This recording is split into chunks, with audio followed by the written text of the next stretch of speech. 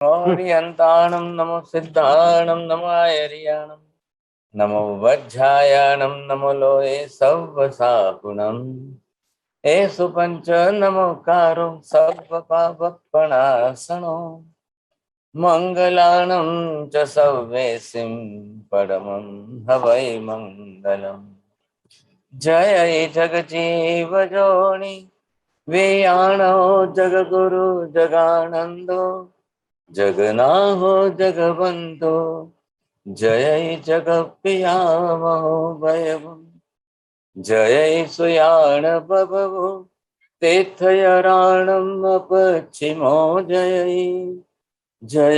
गुरुलोगाणं जय महप्पा महावीर सच्चिदानंद संपूर्णं विश्वज्ञं विश्वपावनं शंखेश्वर पुरोत्तम पार्श्वनाथं नमाम्यहम् सर्वारिष्ट प्रणाशाय सर्वाभीष्टार्थदायिने सर्वलब्धि निधानाय श्री गौतम स्वामिने नमः।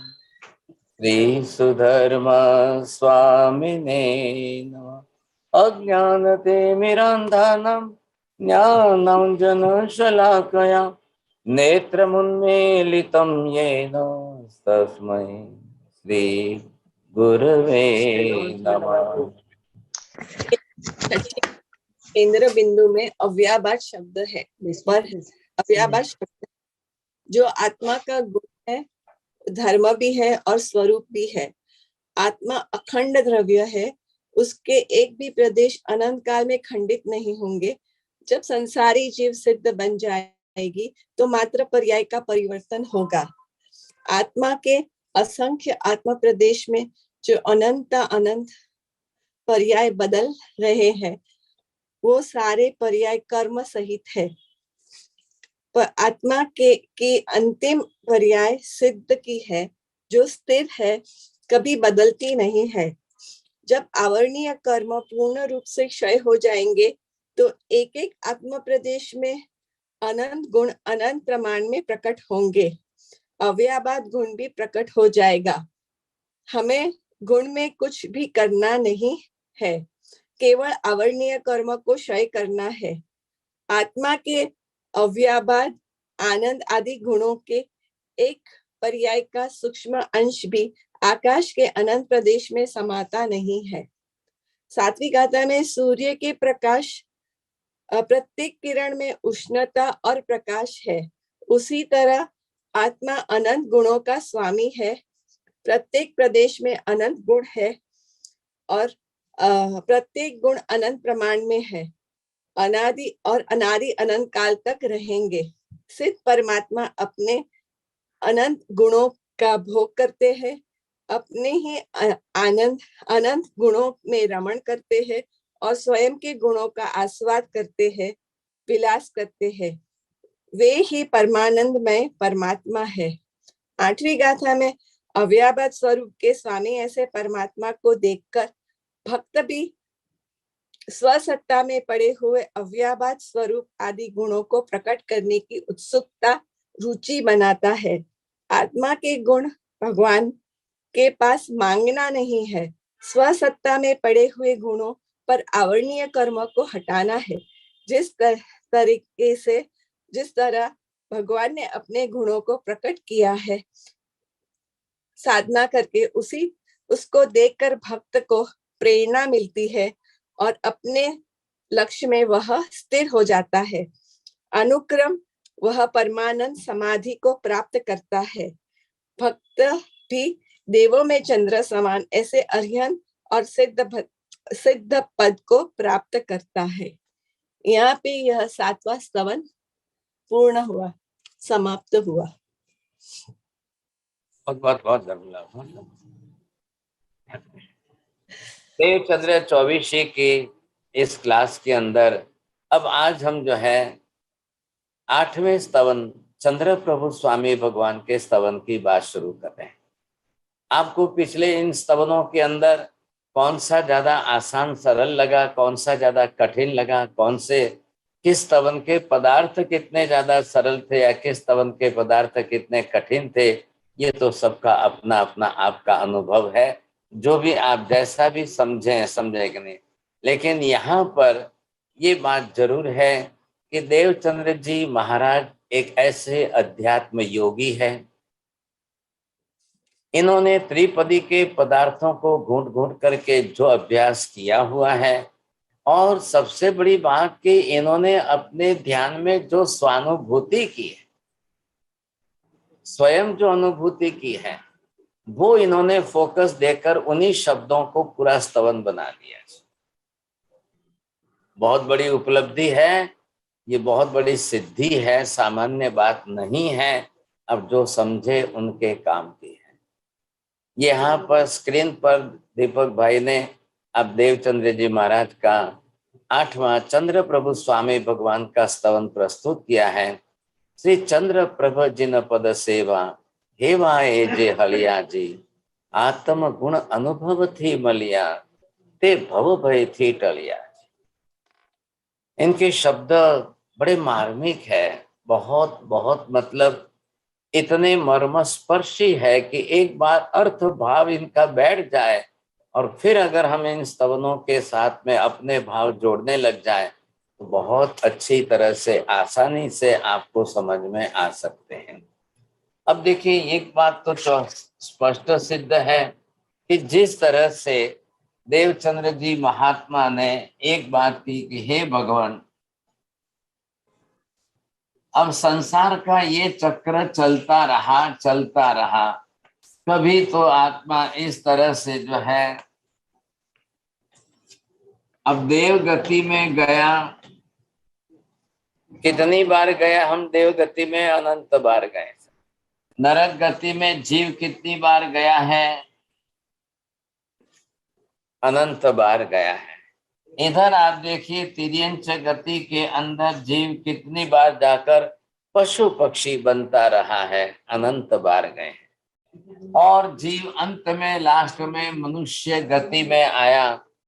कितनी बार आए हम मनुष्य गति में? अनंत बार आए। अब ये क्या चल रहा है? संसार चक्र का परिभ्रमण। अब ये संसार के चक्र का परिभ्रमण जो जिस तरह से चल रहा है, मेरा अकेले का नहीं चल रहा है, आपका भी सबका चल रहा है, अनंत जीवों का चल रहा है, अनंत अनंत जीवों का। ये संसार का चक्र है। हम सब निकले तो निगोद में से ही है सब। अब ये निगोद है, यहाँ से आप बाहर निकले हैं।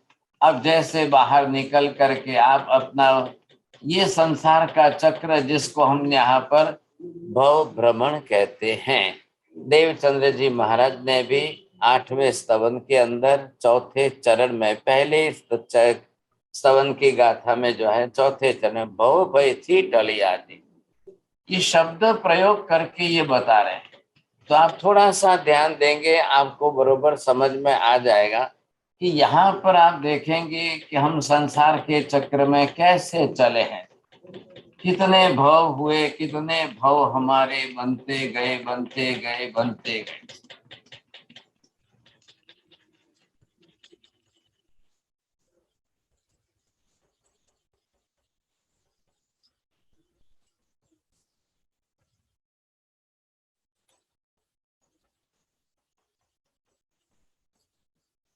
आप ये क्या देख रहे हो, मैं क्या बता रहा हूं? एक भव यहां से यहां तक, यहाँ जन्म हुआ, यहाँ मरण मृत्यु हुई, फिर आगे बढ़े, फिर दूसरा जन्म हुआ, फिर मृत्यु हुई, फिर तीसरा जन्म हुआ, फिर मृत्यु हुई। इस तरह से हमारा संसार चक्र चल रहा है।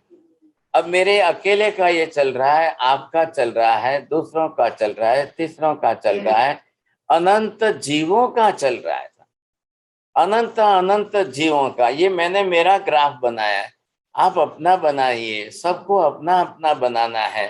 अब आप अपना ग्राफ बनाइए साहब। ये बात चल रही है, क्या है ये संसार चक्र है।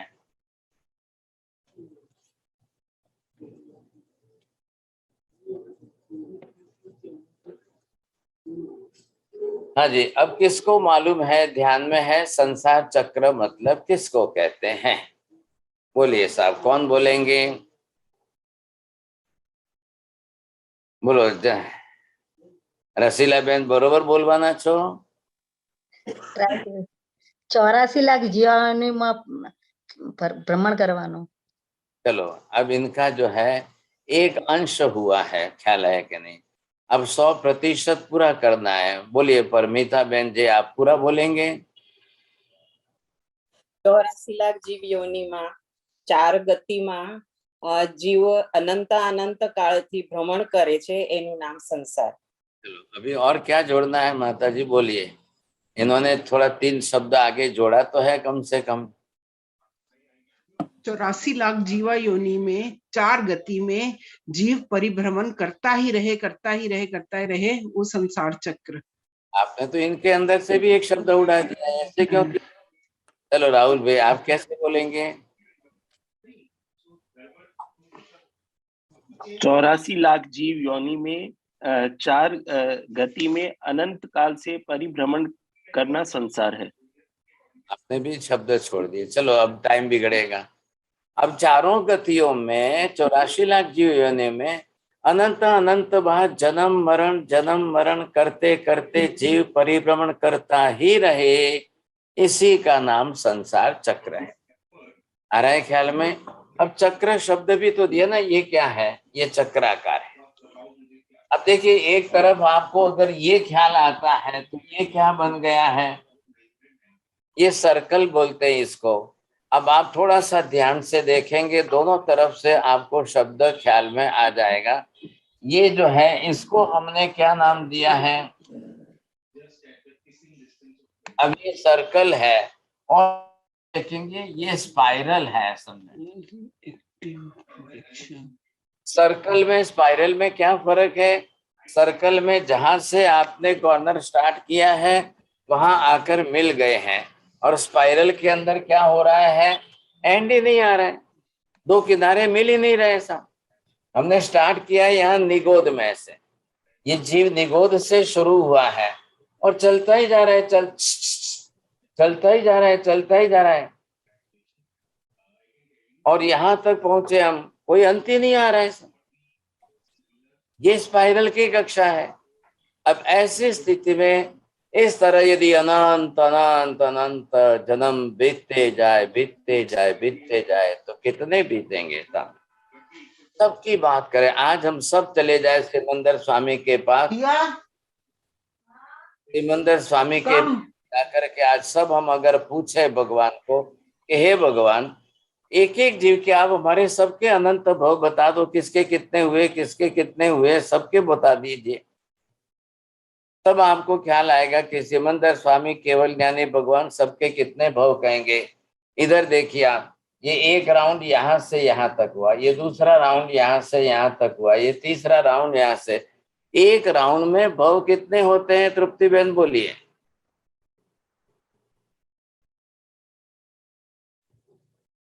अनंत अनंत सर। खाली एक शब्द बोलना है, एक राउंड में अनंत भव हुए, एक राउंड में अनंत भव। और ऐसे राउंड कितने हुए? अनंत अनंत। ऐसे राउंड जो है वो अनंत हुए। अब उत्तर आएगा आपका कि अनंत अनंत भव हुए। अब ये जो है, अब ये चल ही रहा है, चक्कर चल ही रहा है सब, अभी तक हम इसमें से बाहर नहीं निकल रहे हैं। अब लास्ट में इधर देखिए, थोड़ा सा ध्यान आएगा, from where is the starting and where is the end. अब इन दो शब्दों पर आपको ध्यान देना है। बोलो चंद्रेश भाई, ક્યાંથી સ્ટાર્ટ થયું ને ક્યાં પૂરું થાય છે, ક્યાં અંત આવે છે?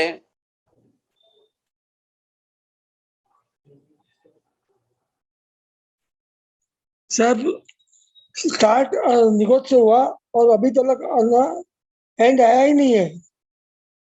हाँ जी, इधर देखिए, अब व्यवहार नए से जब भव की शुरुआत, हालांकि निगोद में ही अनंत भव हो चुके हैं, आ रहा है ख्याल में? निगोद में ही अनंत भव हो चुके हैं। अगर हम इसका हिसाब करने जाए, अब आपको ख्याल आएगा। थोड़ा सा आप इधर देख करके लिख लेना तो आप भी समझ जाएंगे। नंबर 1, पहला अनंत कहाँ है? निगोद में। मैं एक एक अक्षर लिखता हूँ, आप पूरे लिखना। दूसरा जो है अनंत कहाँ हुआ? निगोद से निकल करके अब संसार के चक्र में घूमने में। अब दूसरा अनंत हुआ एकेंद्रिय के भवों में।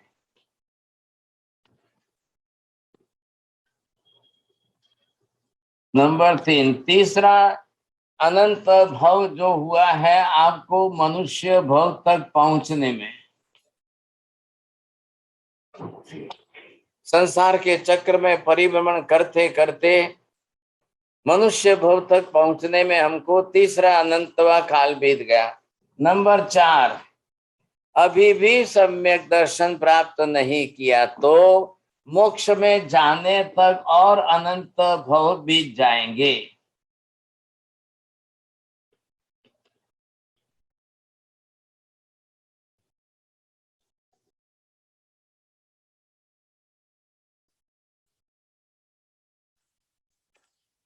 चलिए, अब ये तो बात हुई कितने अनंत, कितने अनंत, कैसे अनंत, ये बात आई। अब यहां तक आप आए तो 5वां नंबर पर और लिखिए। 5वें नंबर पर अब आपको क्या लिखना है? एक आवर्त में अनंत भव। नंबर 6, कितने आवर्त हुए? अनंत आवर्त में अनंता अनंत भव।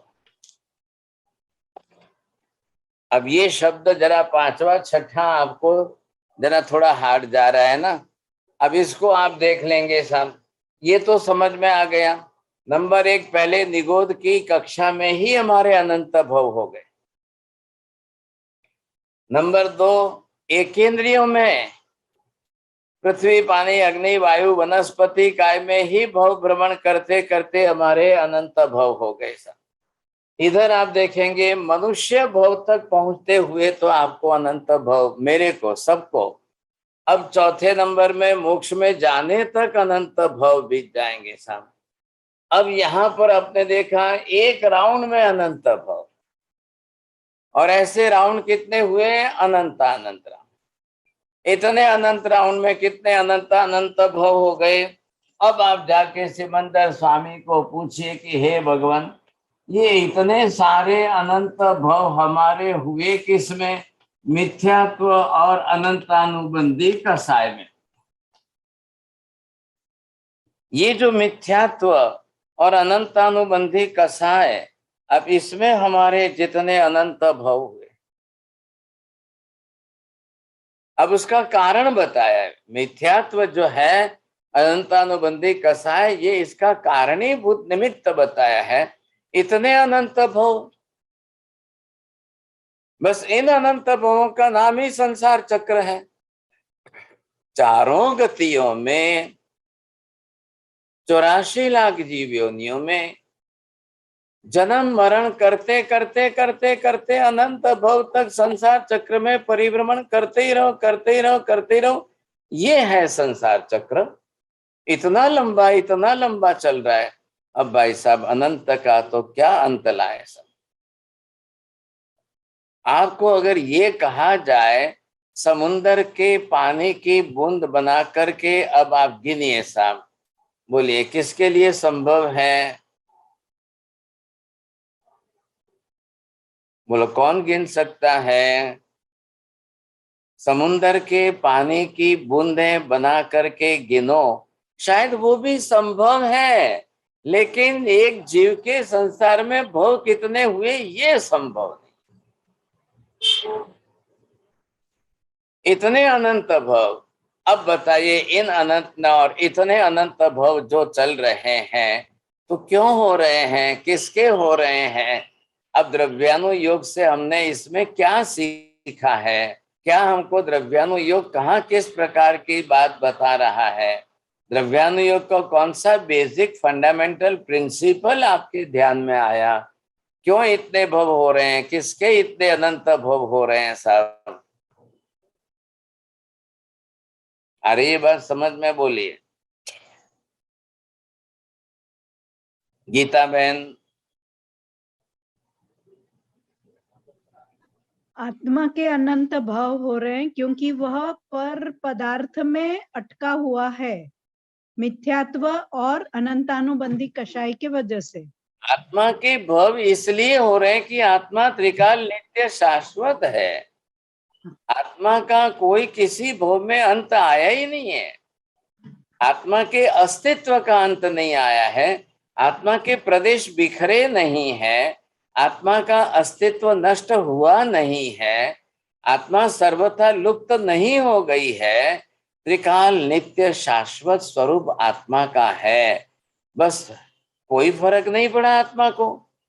न उसका द्रव्य स्वरूप नष्ट हुआ है, न उसके गुण नष्ट हुए हैं, न एक प्रदेश भी नष्ट नहीं हुआ है। आप ध्यान रखिए, द्रव्यानुयोग जो सीखा है ना, बहुत बड़ी उपलब्धि है सब, बहुत बड़ी उपलब्धि है। इसको कम मत समझना। आत्मा त्रिकाल नित्य शाश्वत द्रव्य है। आत्मा के प्रदेश अखंड है, एक है, असंख्य प्रदेशी अखंड पिंड है। ये जितनी व्याख्याएं हमने समझी है, डेफिनेशन, वो यहाँ काम लग रही है हमको। अगर आत्मा त्रिकाल नित्य नहीं होता और नष्ट हो जाता तो इतने भव कैसे होते हैं? एक ही आत्मा इतने अनंत भव कर रही है। अब जब अनंत भव कर रही है तो नरक में कितनी बार गई? आज मैं जाकर सिमंदर स्वामी को मेरे बारे में पूछूं तो सिमंदर स्वामी कहेंगे कि भी अनंत बार नरक में जाके आए, अनंत बार नरक का छेदन भेदन की पीड़ा हम सहन करके आए। लेकिन फिर भी हाथ कटा पैर कटा, आत्मा प्रदेश फिर अखंडता से जुड़ गए, जुड़कर फिर अखंड हो गए। फिर नरक में से मैंने वहां से निकल कर आकर के मनुष्य में जन्म लिया। अब फिर मनुष्य में जीवन जी रहा हूं। यहाँ भी हाथ पैर कटेंगे या जलेंगे साहब, लेकिन आत्मा नष्ट नहीं होगी। वही आत्मा दूसरे आगे के भव में जाकर फिर जन्म लेगी। अब कारणीभूत निमित्त बताया है ये मिथ्यात्वमोहनीय कर्म को सब। ये जो मिथ्यात्वमोहनीय कर्म अनंत अनुबंधी के साथ चिपका हुआ आत्मा के साथ लगा है, ये हमारे अनंत भव कर रहा है। इसके कारण अनंत भव हो रहे हैं। जब एक राउंड, यहाँ आवर्त शब्द है शास्त्र में तो, लेकिन आप एक राउंड में ही जब अनंत भव हो रहे हैं, और ऐसे अनंत राउंड तो बीत गए हैं। अब मैंने यहाँ पर आपको क्या दिखाया, थोड़ा सा ध्यान से देख लीजिए, फिर वापिस आपको ख्याल आएगा। संसार चक्र की शुरुआत निगोद से है। The very starting life is the nigod life. और सबसे अंतिम जिसको हम कहते हैं वो मनुष्य भव है। अब आपने मनुष्य भव को अंतिम नहीं बनाया तो फिर वापिस राउंड चालू हो जाएगा। फिर वापिस अनंत भव करके आना तो मनुष्य भव में ही पड़ेगा। या भले 10 बार आ जाओ एक राउंड में, कोई ना नहीं है। आप मनुष्य भव में आए, फिर वापिस जो है क्या करना था आपको, मनुष्य भव में आपको करना क्या चाहिए था। अब आप इससे ऊपर उठ करके थोड़े से ऊपर जाते। अब मनुष्य भव में से यहाँ से ये हम आगे आगे आगे चढ़ते जाते, और आगे चढ़ते चढ़ते एक दिन अगर आप मोक्ष में पहुंच जाते, इसी का नाम है भव का अंत, संसार चक्र का अंत। द एंड जो है, मतलब उसी को कहते हैं मोक्ष। ये जो चारों गतियों में 84 लाख जीव योनि में जीवों का परिभ्रमण ही बंद हो जाए, जन्म मरण ही रुक जाए, अब इसमें से हम मुक्त हो जाए। अब ये मुक्त होने के लिए हम यहां से जो आगे बढ़ेंगे, ये आप देख रहे हो, ये स्पिरिचुअल डेवलपमेंट का पाथ है, आध्यात्मिक विकास का पथ है। आत्मा का विकास कब होगा, कैसे होगा, किस तरह से होगा, ये विकास का पथ है। और इसी की स्टडी हम कर रहे हैं। हमारी सैटरडे संडे की 2 क्लासें जो चल रही है, इतने 1 बरस तक चली है, वो ग्रंथि भेद की। अब हम सम्यक दर्शन की, अब ये सम्यक दर्शन के 67 पॉइंट्स हमारे पूरे हो जाए तो हम आगे एक कदम और आगे बढ़ेंगे, एक कदम और आगे चलेंगे, तब आपको ख्याल आएगा। हम इसी दिशा में आगे बढ़ते जा रहे हैं। अब मोक्ष तक पहुंचते पहुंचते पहुंचते पहुंचते शायद 1 साल लगे कि 2 साल लगे, पता नहीं है। बोलिए आशा बहन, आपको कितने साल में पहुंचना है? महाराज जितना जल्दी हो सके इतना ही करना है, अब ये बहुत जल्दी हो सके उतना, जितना हमको ही जल्दी। करना है, अब ये किसके हाथ में है? माता, हमारे खुद के। माता के गर्भ में जो बालक पल रहा है, अब उसको जाकर के पूछो कितना जल्दी जन्म लेना है, और ये आपने दिया वो उत्तर दे दे तो वो तो नहीं हो सकता, उसका तो जब समय होता है तभी जा सकते हैं। अब वहां पर आप क्यों कह रहे वो तो नहीं हो सकता है? अब बालक गर्भ में दुखी है कि नहीं साहब? त्रास पीड़ा उसको है कि नहीं? उसको कितनी तकलीफ है। अब वो ये कहे भगवान जल्दी से जल्दी मुझे इस धरती पर भेज दो, हे भगवान ये माता के गर्भ में से जल्दी मुझे छुटकारा दे दो। अब ये होना संभव है क्या? नहीं, तो संभव नहीं। 9.5 महीने नहीं होंगे तो भाई साहब कमी रह गई तो मुश्किल हो जाएगा। अब आप ये कहो कि नहीं जल्दी से जल्दी, जितना जल्दी हो सके, हाँ, तो कितनी बात बड़ी मुश्किल हो जाएगी सब। अब जो कर्म की स्थिति है वो हमारे हाथ में है।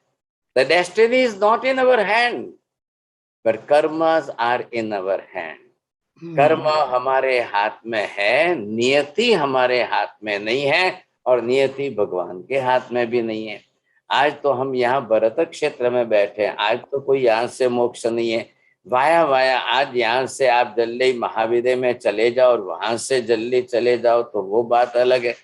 लेकिन चलो मोक्ष प्राप्त करना और मोक्ष निश्चित करना, दो में कितना फर्क है? बोलो नीलिमा बेन, ख्याल आयो शब्द नो?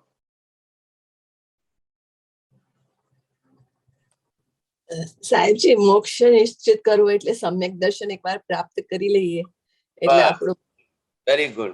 अब मोक्ष तो जब मिलेगा तब मिलेगा, लेकिन पतंग आकाश में 2 मील ऊपर हो और रस्सी हमारे हाथ में हो तो पतंग की चिंता नहीं है। सम्यक दर्शन जिसने प्राप्त कर लिया उसने मोक्ष यहाँ रिजर्व कर लिया है, निश्चितीकरण हो गया है। आपका मोक्ष में जाना फाइनल है। बस थोड़ा सा बीच के भवों का अंतर जो है वो निकल जाए, ठीक है, कोई फर्क नहीं है। लेकिन ये भी तो होना चाहिए कि नहीं? पहले मोक्ष का आधार सम्यक दर्शन, सम्यक दर्शन नहीं होगा तो मोक्ष नहीं होगा। ये अनंत भव बीते, ये भी तो मिथ्यात्व और अनंतानुबंधी के कारण भी थे। अब यहाँ पर जो है आज 8वां स्तवन शुरू कर रहे हैं, और 8वें स्तवन में देवचंद्र जी महाराज क्या लिख रहे हैं साहब, ये देखिए शब्द, चंद्र प्रभ जिन पद सेवा। चंद्र प्रभु भगवान के जिन चरण कमल की सेवा, हे भगवान आपके चरणों की सेवा, हे वाए जे हलियारे, करने के लिए जो आदि बन चुके हैं, जिनको आदत लग गई है, गुजराती में जेने टेव पड़ी गई छे कि रोज सवार में उठीने चंद्र प्रभु भगवान नी चरण कमल नी सेवा करे छे। अब जो कार्य कारण भाव देखना यहाँ पर ध्यान से, हेवा जे हलिया जी गुजराती लैंग्वेज है, 300 वर्ष पुरानी लैंग्वेज है इनकी, तो ये शब्द लिख रहे हैं। अब आदतें तो सब प्रकार की होती हैं, लोगों की अलग अलग जात की आदतें होती है, लेकिन इन आदतों में यहाँ सबसे बड़ी बात एक अलग है। चंद्र प्रभु भगवान के चरण कमल की सेवा करने की आदत जिसको लग गई है, रंग लग गया है। आदत का मतलब क्या हुआ? एडिक्शन जो है, किसी व्यक्ति को पूछो कि जिसको जो आदत लग गई है तो फिर वो उसके बिना रह नहीं पाता है।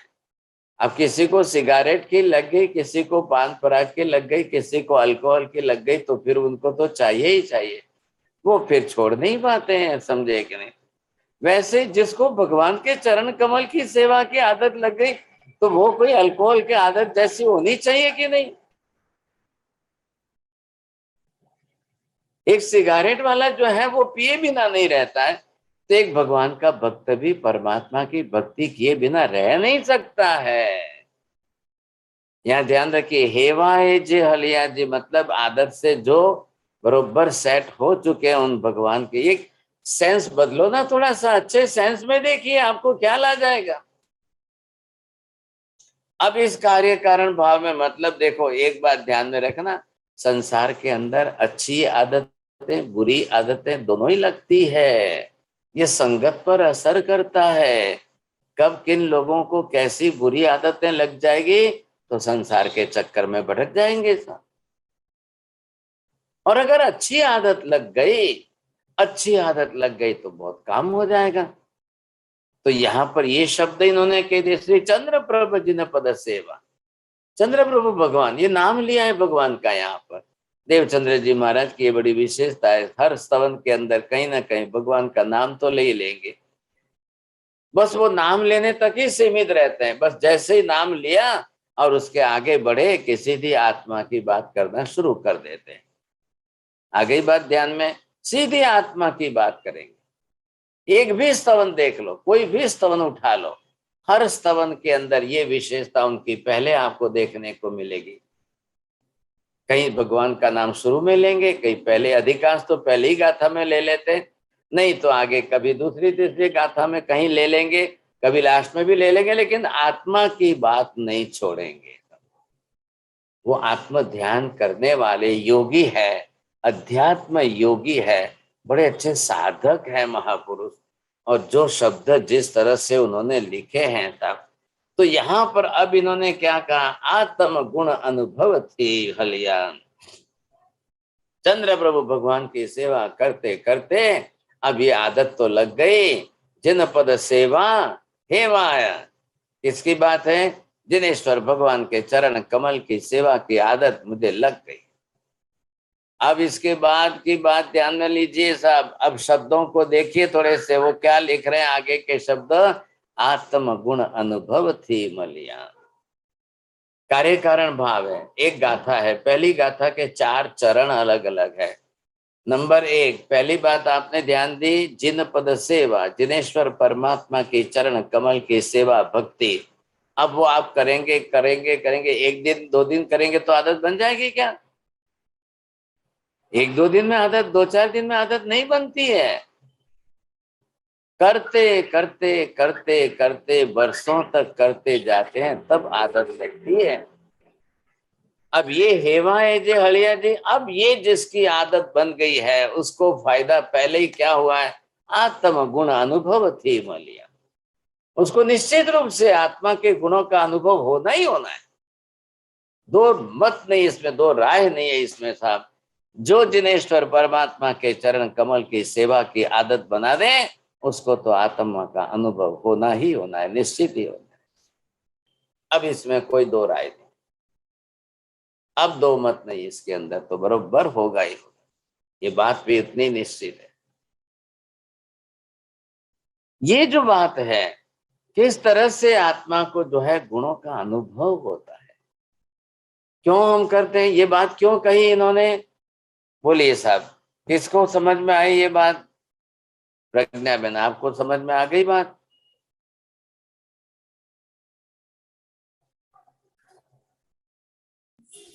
વર્ષો સુધી પ્રભુ પદની સેવા કરતા કરતા તેમના આત્મા ગુણોનું ધ્યાન કરતા પોતાના આત્માના ગુણોનું પણ अनुभव थशे। आपको ख्याल में आ गया कि भगवान के चरण कमल की सेवा करते करते परमात्मा के गुण दर्शन, परमात्मा के गुणों का दर्शन, परमात्मा के गुणों का कीर्तन, परमात्मा के गुण क्या है, कैसे हैं, कौन से हैं, कितने हैं, तो आखिर परम आत्मा और मेरी आत्मा में कोई फर्क तो है ही नहीं, समानता तो 100% है। हे भगवान, जैसी आपकी आत्मा है वैसी ही मेरी भी आत्मा है, क्या कम ज्यादा है इसमें, कम ज्यादा क्या है, कुछ भी नहीं है। जो जो भगवान के गुण हैं वो सब मेरे गुण हैं। फर्क क्या है इसमें, परमात्मा के गुण प्रकट हो चुके हैं, मेरे गुण अभी आवरण से ढके हुए पड़े हैं, बस बात इतनी सी है। तो मुझे भगवान का ध्यान करना है, भगवान मेरा ध्यान नहीं करेंगे। मैं तो अपूर्ण हूं, भगवान परिपूर्ण संपूर्ण है। भगवान के गुणों को प्रकट हुआ देख रहा हूं, मतलब क्या, भगवान की प्रतिमा it is just like the mirror, एक दर्पण है, और मैं भगवान को नहीं देख रहा हूं, भगवान के मिरर में, प्रतिमा में, भगवान के गुणों में मेरे गुणों को मैं देख रहा हूं। हे भगवान, आपके गुण देखने से मुझे रियलाइज हुआ कि आपके जैसे ही समान गुण ही मेरे हैं, क्योंकि मैं भी आपके जैसी ही एक आत्मा हूं। मेरी आत्मा और आपकी आत्मा एक सरीकी, एक समान, एक जैसी है। मैं आपको देखूं कि मेरे को देखूं, साहब दोनों बात एक है। एक जगह पर तो चलते चलते आनंद गंज ने कह दिया, भगवान मैं कब तक आपकी पूजा भक्ति करता रहूंगा, कब तक आपकी पूजा भक्ति करता रहूंगा। जिन पद करते करते, जिन भक्ति करते करते निज भक्ति। हे भगवान, अब मुझे तो कोई फर्क ही नहीं लग रहा है, मैं आपकी भक्ति करूं कि मेरी खुद की भक्ति करूं, मुझे तो कोई फर्क ही नहीं लग रहा है। जैसे आपकी आत्मा है मेरी भी आत्मा है, मेरी आत्मा आपके जैसी है, आपकी आत्मा मेरे जैसी है, द्रव्य स्वरूप की समानता दोनों की एक सरीकी है, मुझे तो कोई फर्क ही नहीं लग रहा है। देखिए कितनी बड़ी बात की है माता जी। ये द्रव्य एक बार देवचंद्र जी की 24वीं पूरी हो जाए तो मैं सोचता हूँ आनंदगंज जी की 24वीं चालू करेंगे, लेकिन अब मुझे मालूम नहीं है कि कब पूरी होगी, मैं तो नहीं जानता उसे। जब होगी तब होगी, चलेंगे हम तो मस्ती में चल रहे हैं। भाव बनाई तो देवचंद्र जी ने है, शब्द तो उन्होंने लिखे हैं, अर्थ उन्होंने भरे हैं, और भाव हमको हमारे अंदर प्रकट करने हैं साहब। हम तो उनका निमित्त ले रहे हैं, आलंबन ले रहे हैं, उनके शब्दों से हम हमारे भाव भर गए, बस यही तो आलंबन है। और ये देवचंद्र जी महात्मा इतने भाव से लिख रहे हैं, तो आनंद गंज जी कोई कम नहीं है साहब, यो तो इनके भी पहले हुए हैं। आनंद गंज जी के स्वर्गवास निर्माण, ये काल धर्म होने के बाद 10 वर्ष के बाद देवचंद्र जी हुए हैं। दोनों मिले नहीं है, दोनों में अंतर है, थोड़ा सा अंतर है, लेकिन पहले आनंद गंज जी हुए हैं, वो थोड़े बुजुर्ग थे, उसके बाद में उनका जो है काल धर्म होने के बाद देवचंद्र जी महात्मा हुए हैं। कुछ बातों में देवचंद्र जी बहुत बड़ी गरिमा और गंभीरता से लिख रहे हैं, द्रव्यानुयोग के पदार्थों को, ध्यान की प्रक्रियाओं को देवचंद्र जी महात्मा बड़ी ऊंची तरह से लिख रहे, और कुछ बातों को आनंदगंज जी अच्छी तरह से लिख रहे। वो आनंदगंज जी भी एक अवधूत योगी थे, बड़े मस्त मौला थे, बड़े मस्त मौला थे। अरावली पर्वतमाला की गुफाओं के अंदर ऐसी मस्ती के अंदर गाते हुए चलते थे, बात ही मत पूछो आप, बड़ी अद्भुत बात है। लेकिन अभी दोनों तो साथ में तो नहीं कर सकते था। अभी एक देवचंद्र जी की 24वीं चल रही है, अभी तो आज हम 8वां स्तवन शुरू कर रहे हैं। अभी तो मुसाफरी बहुत लंबी है साहब, 24 स्तवन है ना, 24। आप संख्या मत देखिए और समय मत देखिए, दो बात का ध्यान रखना। आप समय मत, जो सामने आया है उसका आनंद अनुभव करिए। आज जो क्लास हमारी है और आज हम देवचंद्र जी के इस स्तवन को ले रहे हैं, आज इनके शब्दों का अनुभव करके हम आत्मानुभूति करें, बस इसी का आनंद उठाइए। जब समय आएगा, मौका आएगा तो कल वो भी शुरू करेंगे, वो भी देखेंगे। हमको तो पता ही नहीं था, हमको तो ख्याल ही नहीं था। 2 बरस तक क्लासेस चल जाएगी साहब, 2 बरस हो गए और इतने 2 वर्षों में क्लासेस चल जाएगी, ये भी अनुभव नहीं था, कल्पना नहीं थी।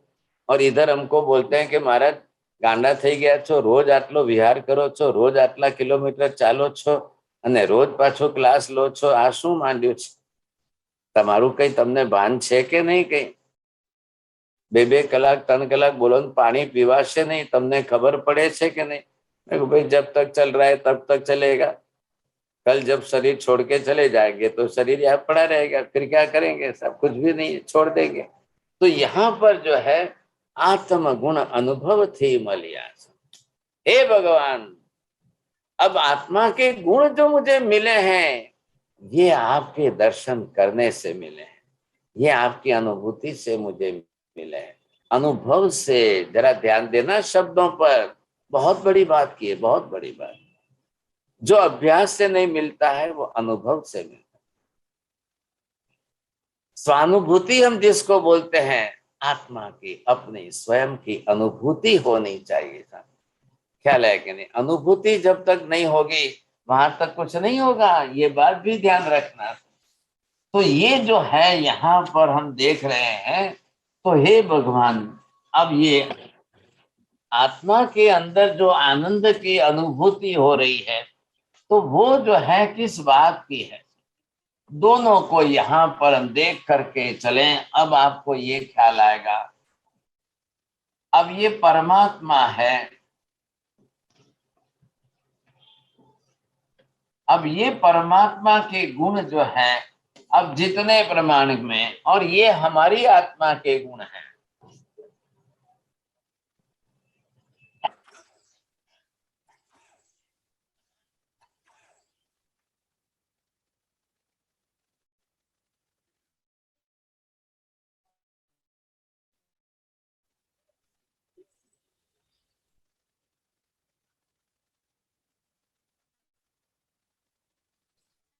अब फर्क इतना ही है साहब, ध्यान रखिए, ये परमात्मा है और इनके सामने हमारी जो है पामर आत्मा है।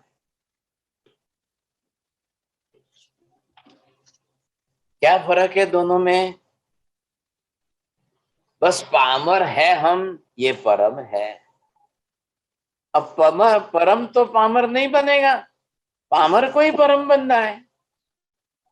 हमने जो ये भक्ति ली है, ये परमात्मा की भक्ति हम करेंगे, भगवान हमारी भक्ति नहीं करेंगे।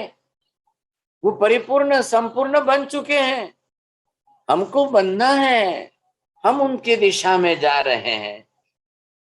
लेकिन एक बात है कि आत्म गुण अनुभव थी मलिया। पहली बात ध्यान रखना, आत्मा के गुणों का दर्शन हुआ, या आत्मा के गुणों का ज्ञान हुआ, या आत्मा के गुणों का ध्यान किया, या आत्मा के गुणों की अनुभूति की। सब अरे ये बात समझ में? दर्शन अलग चीज है, ज्ञान अलग चीज है, ध्यान अलग चीज है, और ध्यान से अनुभूति होती है। साम जब तक हम स्वानुभूति नहीं करेंगे, मेरा पढ़ाना, मेरा सिखाना, आपका सीखना, आपका समझना, हाँ ये जरूर है, मेरे से आपके अंदर थोड़े से ज्ञान के दीपक की रोशनी जरूर बढ़ जाएगी, लेकिन अनुभूति तो आपको खुद को ही करनी है। मैं और क्या कर सकता हूं? मैं थोड़ा सा ज्ञान दान देकर, ज्ञान प्रदान करके आपका ज्ञान बढ़ाने की कोशिश कर दूं, लेकिन अनुभूति आप खुद करोगे। ज्ञान दूसरा दे देगा, अनुभूति तो खुद ही कर पाएंगे, बिना उसके नहीं होगी। अब इस अनुभूति का क्रम इन्होंने बता दिया है।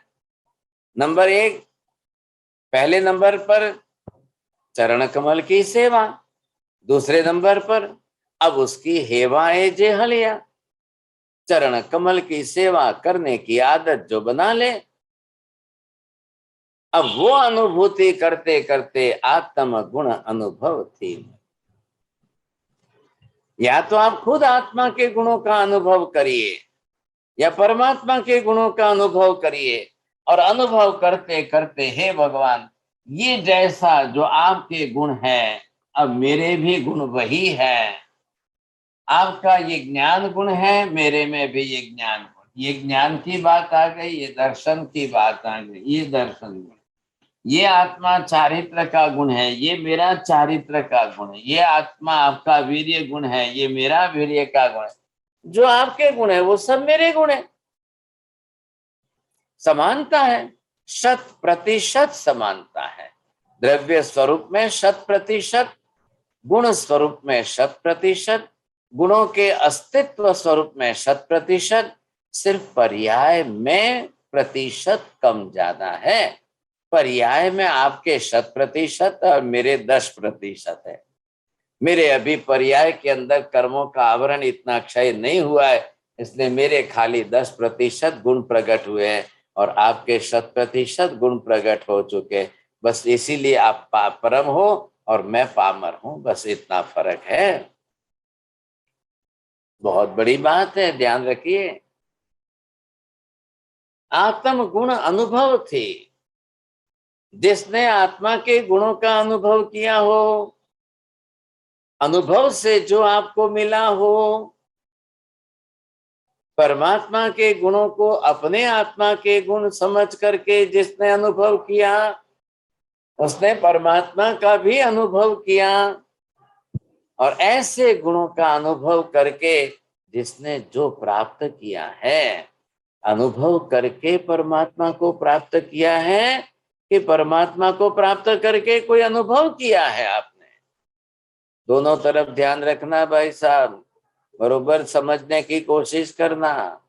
हम रोज आते हैं, दर्शन करके चले जाते हैं, हम रोज आते हैं, सामायिक करके चले जाते हैं, हम भगवान का नाम स्मरण करके माला फेर के चले जाते हैं, ना कोई अंदर अनुभूति हो रही है, ना कोई परमात्मा के साथ तार जुड़ रहे हैं, ना कोई एक रस्ता बन रही है, न भगवान के साथ में हमारी भी कोई एक रूपता बन रही है। कुछ नहीं हो रहा है, कुछ नहीं हो रहा है। ऐसे रूटीन, एक रूटीन है, क्रम है, नियमितता का क्रम है, आए चले गए, आए चले गए, आए चले गए। बहुत बड़ी बात हो रही है, ध्यान रखना साहब।